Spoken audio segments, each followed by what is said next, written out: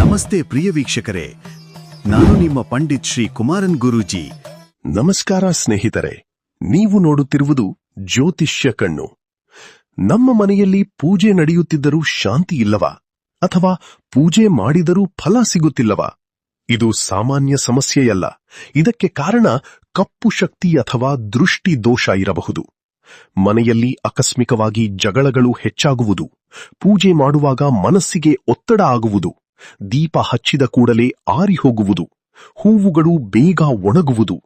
ಈ ಲಕ್ಷಣಗಳು ಕಂಡುಬಂದರೆ ನಿಮ್ಮ ಮನೆಯ ಪೂಜಾ ಸ್ಥಳದಲ್ಲಿ ನೆಗೆಟಿವ್ ಎನರ್ಜಿ ಅಥವಾ ಕಪ್ಪು ಮಾಂತ್ರಿಕ ಪ್ರಭಾವ ಇರುವ ಸಾಧ್ಯತೆ ಇದೆ. ಇಂಥ ಕಪ್ಪು ಶಕ್ತಿಗಳು ನಿಮ್ಮ ಮನೆಯ ಶಾಂತಿಯನ್ನು ಹಾಳು ಮಾಡುತ್ತವೆ. ಹಣದ ಸಮಸ್ಯೆ, ಆರೋಗ್ಯ ಸಮಸ್ಯೆ, ಮನಸ್ಸಿನ ಅಶಾಂತಿ ಎಲ್ಲವೂ ಒಂದೇ ಸಮಯದಲ್ಲಿ ಬರುತ್ತವೆ. ನೀವು ಎಷ್ಟು ಪೂಜೆ ಮಾಡಿದರೂ ಫಲ ಕಾಣಿಸದು. ಆದರೆ ಪರಿಹಾರ ಇದೆ. ಪ್ರತಿದಿನ ಬೆಳಗ್ಗೆ ಮತ್ತು ಸಂಜೆ ಕರ್ಪೂರ ದೀಪ ಹಚ್ಚಿ, ವಾರಕ್ಕೆ 1 ಬಾರಿ ಉಪ್ಪು ನೀರಿನಿಂದ ಮನೆ ತೊಳೆಯಿರಿ. ಪೂಜಾ ಕೋಣೆಯಲ್ಲಿ ಗೋಮೂತ್ರ ಅಥವಾ ಗಂಗಾಜಲ ಸಿಂಪಡಿಸಿ. ನಿಂಬೆಹಣ್ಣು ಮತ್ತು ಮೆಣಸಿನಕಾಯಿ ಬಾಗಿಲಿಗೆ ಹಾಕಿ. ಹನುಮಾನ್ ಚಾಲೀಸಾ ಅಥವಾ ದುರ್ಗಾ ಮಂತ್ರ ಪಠಣೆ ಮಾಡಿ. ಇವು ನಿಮ್ಮ ಮನೆಯಲ್ಲಿರುವ ನಕಾರಾತ್ಮಕ ಶಕ್ತಿಯನ್ನು ದೂರ ಮಾಡುತ್ತವೆ. ನಿಮ್ಮ ಮನೆಗೆ ಶಾಂತಿ ಮತ್ತು ಸೌಖ್ಯ ಬರಲಿ ಎಂದು ಹಾರೈಸುತ್ತೇನೆ.